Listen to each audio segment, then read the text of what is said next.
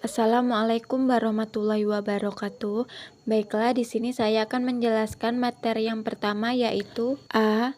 Model pengembangan kurikulum.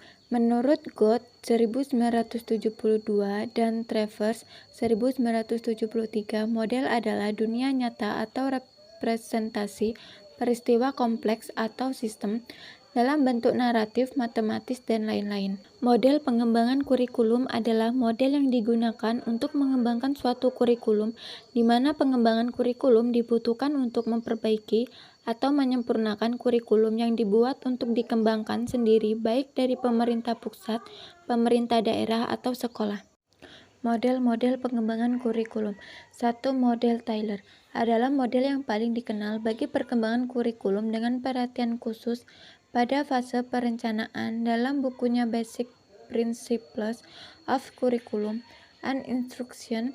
Walaupun Taylor mengajukan suatu model yang komprehensif bagi perkembangan kurikulum, bagian pertama dari model Taylor, pemilihan tujuan, mendapat banyak perhatian dari pendidik lain. 2. Model Taba. Taba menggunakan pendekatan akar rumput bagi perkembangan kurikulum.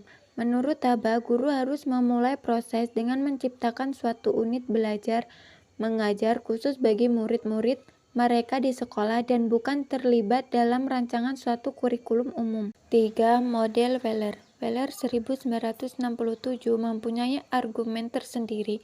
Pengembangan kurikulum dapat menggunakan suatu proses melingkar, yang namanya setiap elemen saling berhubungan dan bergantung.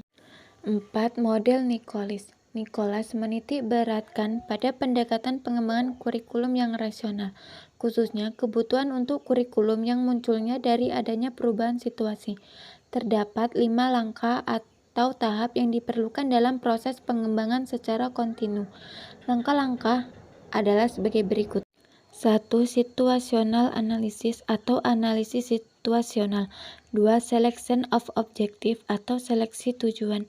3. Selection and organization of content atau seleksi dan organisasi isi. 4. Selection and organization of methods atau seleksi and organisasi metode. 5.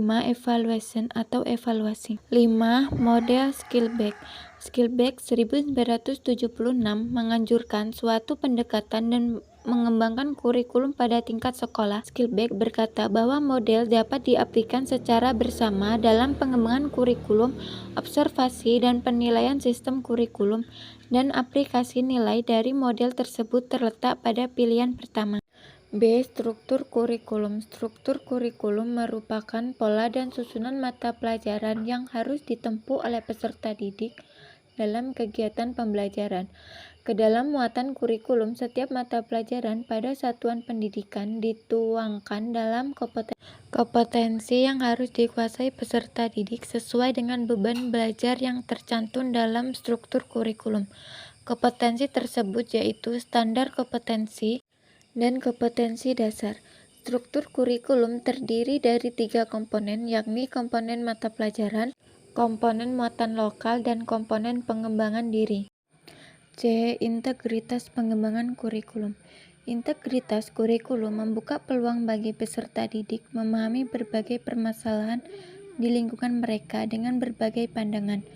Integrasi kurikulum diklasifikasi menjadi 3 tahapan, yakni integrasi kurikulum satu disiplin ilmu, integrasi kurikulum beberapa disiplin ilmu, dan integrasi campuran.